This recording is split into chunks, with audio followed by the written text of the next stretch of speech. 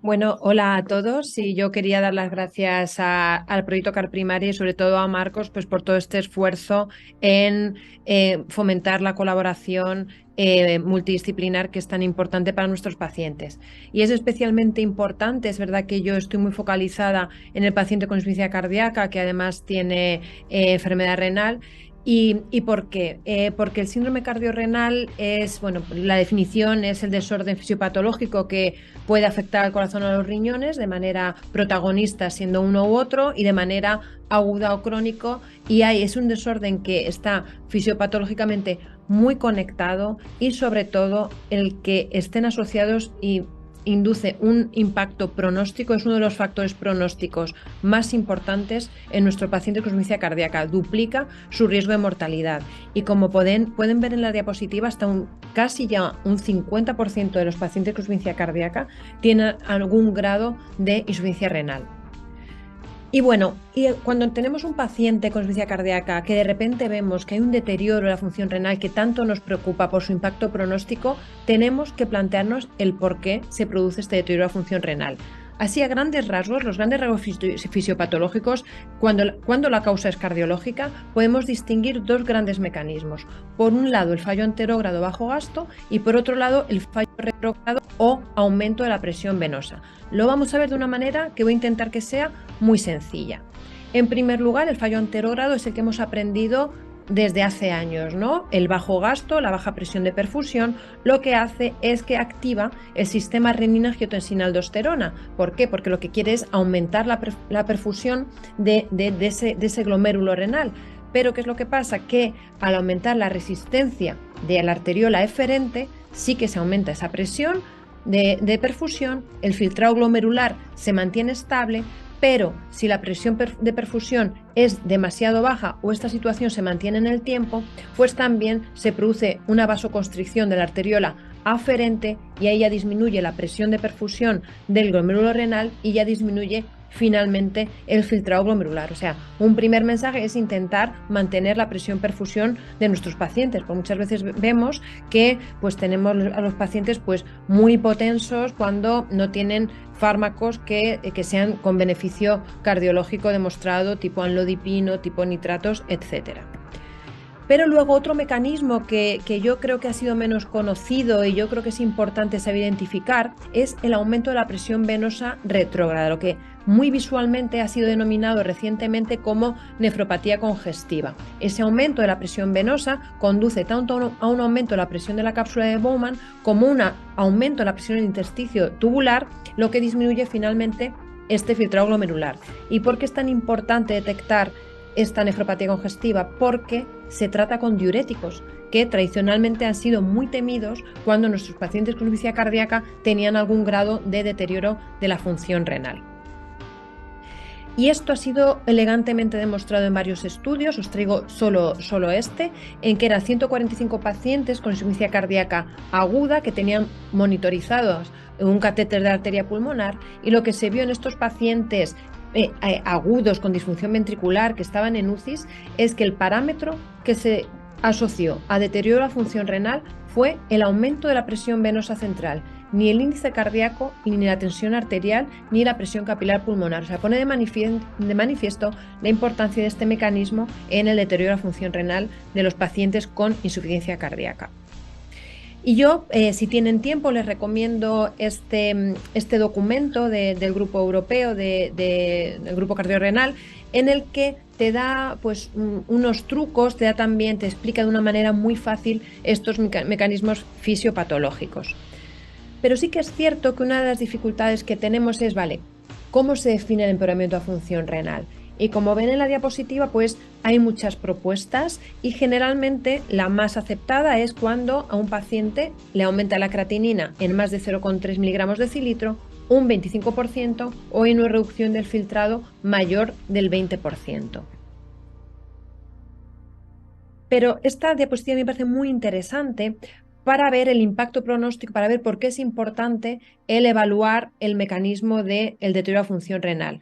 Porque, como ven en las curvas, lo que marca el pronóstico de mortalidad de los pacientes es que se vayan congestivos. La segunda línea, la verde, es si el paciente se va euvolémico, aunque sea con un poquito de deterioro de función renal, ese paciente va a tener un mejor pronóstico que el paciente que se va congestivo, pero la función renal perfecta. Es decir, ahora hablaremos de la importancia de adecuar el tratamiento diurético para que no nos vayamos ni hacia un lado ni hacia otro. Pero este trabajo, y además hay algunos ya parecidos a este, muestra que lo que marca el pronóstico es que el paciente le dejemos congestivo. Por ello, este algoritmo de actuación es interesante cuando tenemos un paciente con insuficiencia cardíaca aguda al que le estamos poniendo tratamiento diurético, en el que tenemos un empeoramiento de función renal. Tenemos también que no olvidarnos del factor obstructivo, que a veces se nos olvida el postrenal y a veces es que tenemos una retención aguda de orina, entonces no olvidar excluir el factor postrenal. Después tenemos que ver cómo está respondiendo nuestro paciente. Si está respondiendo bien y el paciente sigue congestivo, tenemos que seguir con nuestro tratamiento diurético. Pero si el paciente no está respondiendo bien, la diuretic response, como pone aquí, es pobre, tenemos que ver si el paciente sigue congestivo, y si sigue congestivo, tenemos que ver el grado de perfusión. Si el grado de perfusión es normal, si el paciente sigue congestivo, probablemente ese deterioro de función renal sea porque necesita más tratamiento diurético.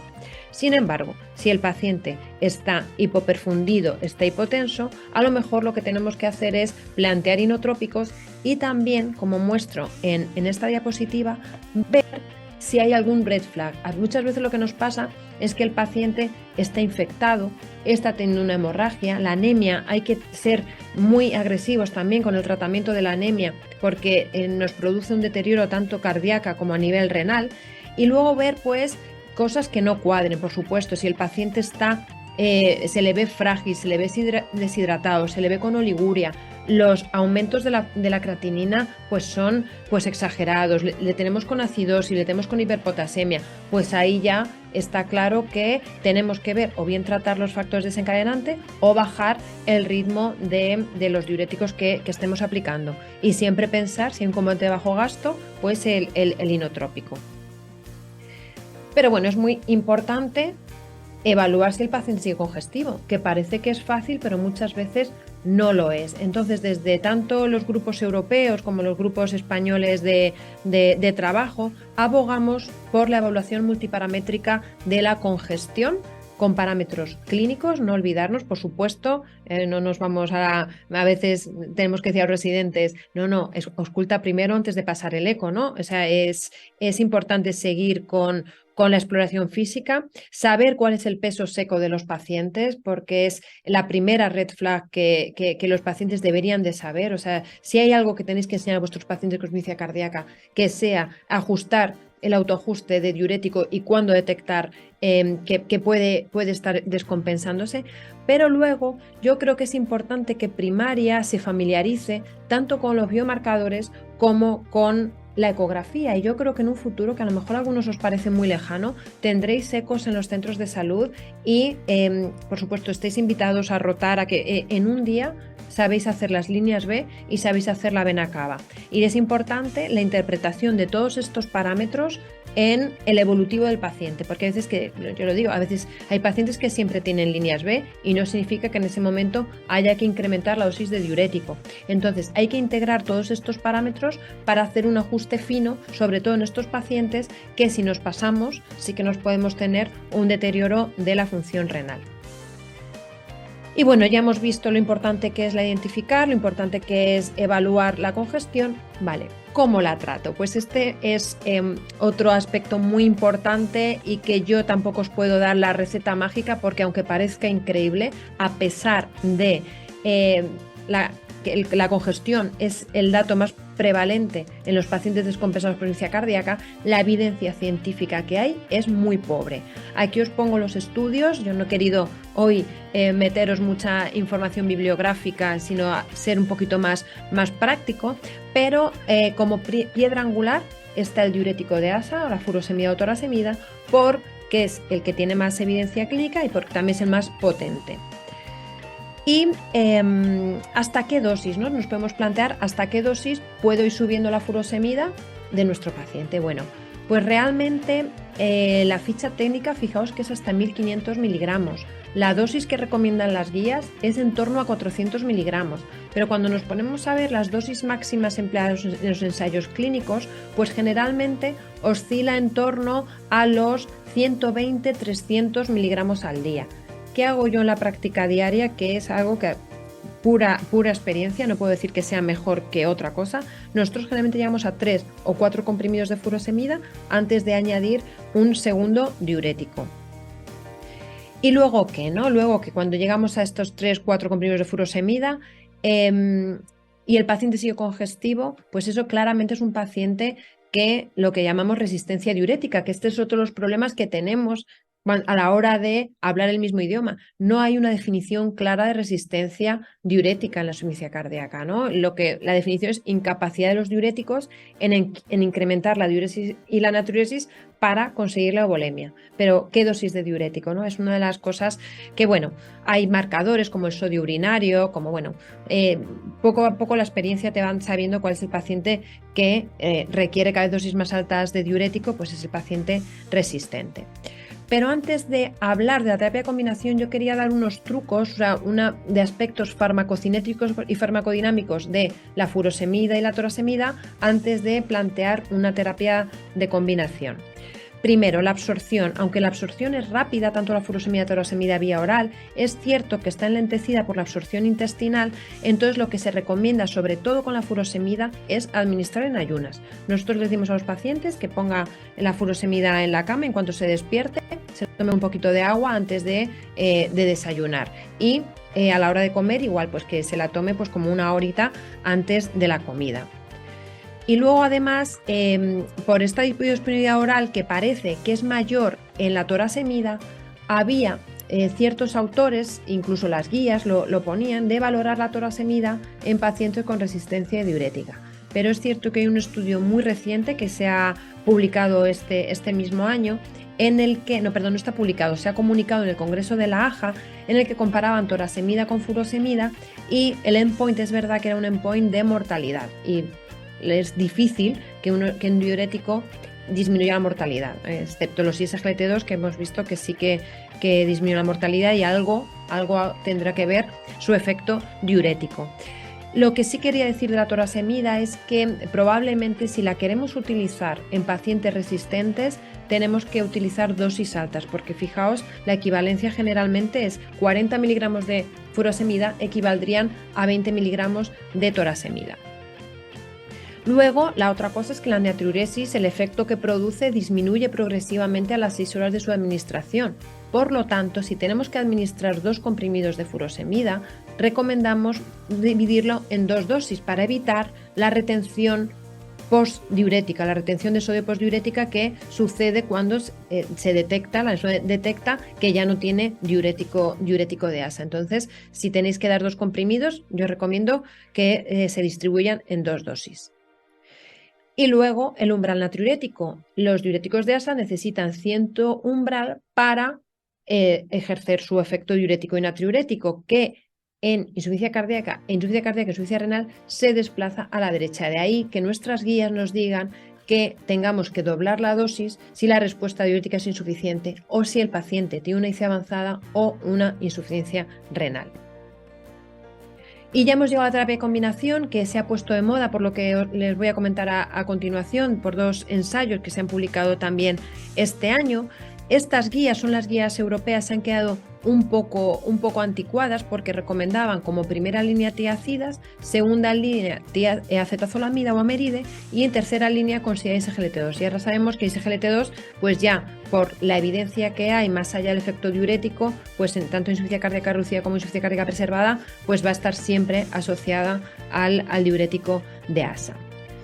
¿Y qué es lo que ha pasado este año? Este año se han publicado 2 ensayos, o sea, es verdad que lo que estamos viendo es que tenemos una necesidad que se está empezando a investigar en algo tan antiguo como es los diuréticos, pero hay interés, ¿por qué? Porque cada vez tenemos pacientes más complicados de tratar.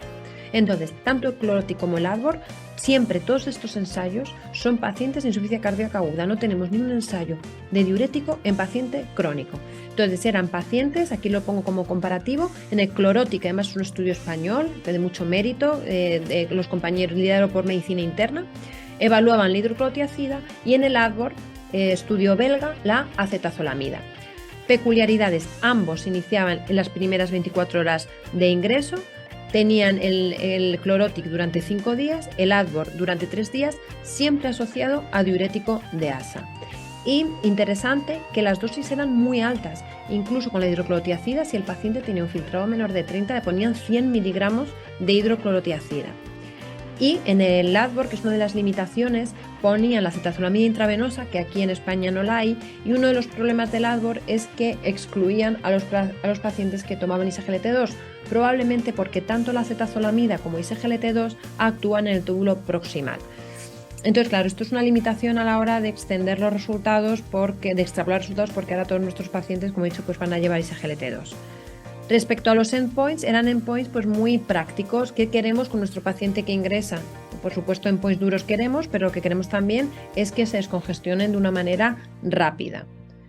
Entonces, ambos estudios fueron efectivos. En el Chlorotic fue una buena disminución de peso mayor con la hidroclorotiazida, casi un kilo más a las 72 horas. Es verdad que la disnea no les salió, era un co-primary endpoint, pero es cierto que es más difícil también evaluar cambios en la disnea en estos pacientes.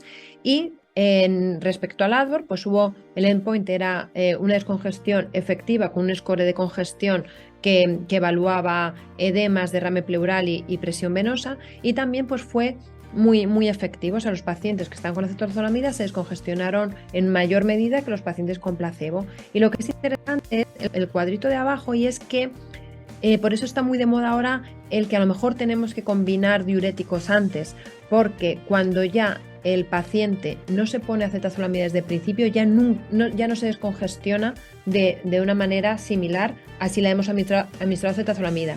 Fijaos que al alta el 62% versus el 80% se van eubolémicos al alta, ¿no? O sea, eso es un aspecto pues muy interesante, ¿no? Se llama time to combo diuretic, ¿no?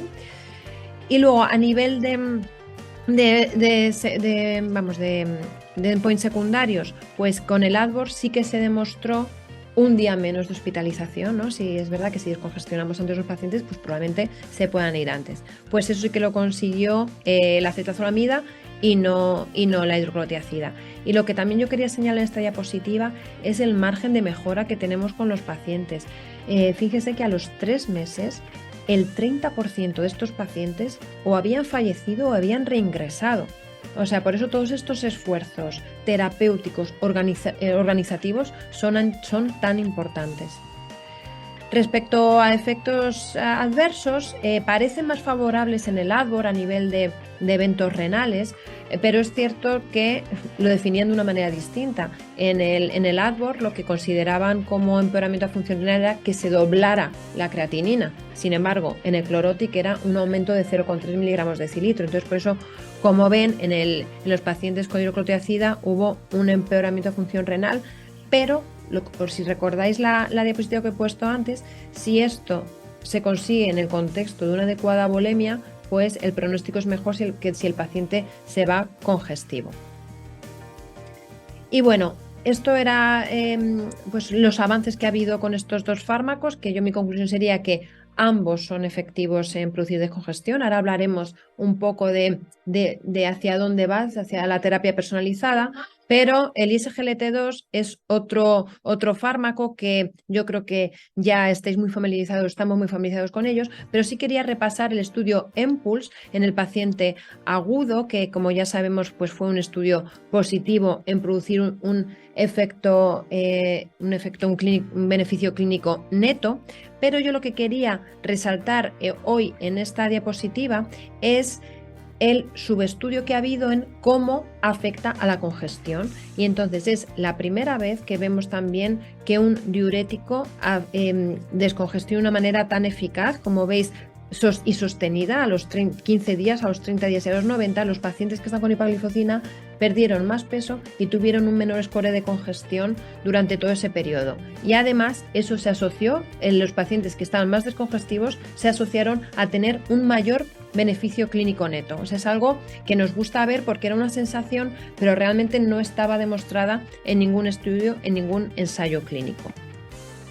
Bueno, y a lo mejor os podéis preguntar por qué la espionolactona no está incluida en la terapia descongestiva. Pues probablemente fue por este estudio, que es el estudio Athena, que evaluó de forma, un estudio bien hecho, doble ciego, también insuficiencia cardíaca aguda junto con diurético de asa, espionolactona 100 miligramos versus placebo, pero ojo, hasta un cuarto de los pacientes podía estar con 25 miligramos de espionolactona. ¿Por qué? Porque eran pacientes también que con fracción de eyección reducida, que ahí sí que está claramente indicado el uso de antagonista de receptor de mineralocorticoide. Y lo que se vio de este estudio es que fue neutro, o sea, no hubo diferencias en endpoints duros, pero tampoco nos descongestionó al paciente. Es cierto que se ha hablado de que se necesita un metabolito que tarda más horas, más allá de las 96 horas. Entonces, para el paciente a lo mejor crónico que no necesita RM por ser una IC preservada, por ejemplo, es verdad que como diurético yo lo recomendaría para pacientes que tienen resistencia diurética y en dosis no demasiado altas. Otro es el perfil de paciente, ese paciente pues ya con una insuficiencia cardíaca derecha muy avanzada, valvulópata, hepatópata. Entonces ahí a lo mejor los antagonistas de receptor mineralocorticoide como efecto diurético pues pueden tener más valor. Pero todo esto también lo digo en base a experiencia porque realmente ensayos clínicos son los que os estoy mostrando. Entonces, ¿cuál veo yo, cuál creo que va a ser el futuro? Pues el futuro, por un lado, va a ser fenotipar la congestión. Es decir, no es lo mismo el paciente que te viene con congestión intravascular, que este es el paciente pues, que te viene con disneas bruscas, con BNPs muy altos, con bendopnea, con hemago de pulmón, al paciente con congestión tisular, el que es más insuficiencia cardíaca derecha, con mucho edema, con ascitis, con el CA12-5 alto. Entonces yo creo que el paciente no responde igual y probablemente lo que también veamos es que podamos dirigir los tratamientos según ese fenotipo de congestión. Es verdad que estoy hablando de hipótesis, de futuro, pero por ejemplo en la congestión tisular necesitamos un poco de efecto osmótico, efecto acuarético, y entonces ahí por ejemplo en un paciente agudo el suelo sanguíneo hipertónico, la albúmina que hace que lo extravascular vaya intravascular y el efecto diurético haga que lo elimine. Los SGLT2 por su capacidad también un poco osmótica, el tolvaptan, que no he hablado mucho de él porque es cierto que es un fármaco de uso hospitalario, pero que en pacientes con mucha congestión tisular o de función renal pues pueden ser una opción, sobre todo también los que tienen hiponatremia. Y en pacientes con congestión intravascular pues a lo mejor también tenemos que valorar, además de los diuréticos, los vasodilatadores. Y también pues ver el perfil del paciente, lo que llamamos Tailor Therapy. Este es un algoritmo que propusimos que ya casi es que hay que ir renovando, se están quedando obsoletos. Recomendado pues cuando llega un paciente crónico a 120-160 miligramos de furosemida, pues nosotros, a nuestro grupo de trabajo, nos parecía que la clortalidona es más potente, o sea, realmente es más potente, aunque ahora mismo el estudio que tenemos es con la hidroclorotiazida, pero bueno, el mensaje sería añadir las tiazidas siempre vigilando el potasio, porque producen unos efectos secundarios que puede afectar a la mortalidad, es que produzca hipopotasemia. Sin embargo, si el paciente, por ejemplo, tiene alcalosis metabólica, pues en ese paciente, pues a lo mejor en vez de tiazidas tenemos que priorizar la acetazolamida, que se está poniendo de moda y solo habría un poco que vigilar el paciente que no haga acidosis. Si está hiponatrémico, el tolvaptan. Si es FEBI reducida, tiene hipopotasemia, pues a lo mejor favorecer el antagonista de receptor mineralocorticoide.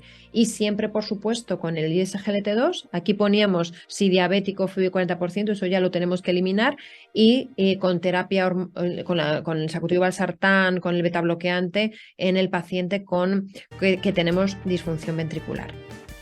Y bueno, y como conclusión, pues yo lo que sí quería transmitir que este paciente es cada vez más frecuente, más complejo de manejar y se asocia a un peor pronóstico, por lo que el manejo multidisciplinar es clave. También es clave saber por qué existe ese deterioro de función renal en nuestros pacientes, por ello familiarizarnos y utilizar todas las herramientas que tengamos disponibles para evaluar al paciente. También, que esto es algo importante, que dosis altas de diurético o combinaciones de estas son seguras si el paciente está congestivo. O sea, no hay que tener miedo. A veces nos dicen, es que el paciente está hipotenso, no le doy el diurético. Si está congestivo, vamos a buscar cualquier otra estrategia porque necesita diurético ese paciente. Entonces, primera recomendación, diurético de asa y SGLT2 como primera línea y una terapia personalizada si el paciente tiene resistencia al tratamiento diurético. Y nada más, espero que os haya gustado.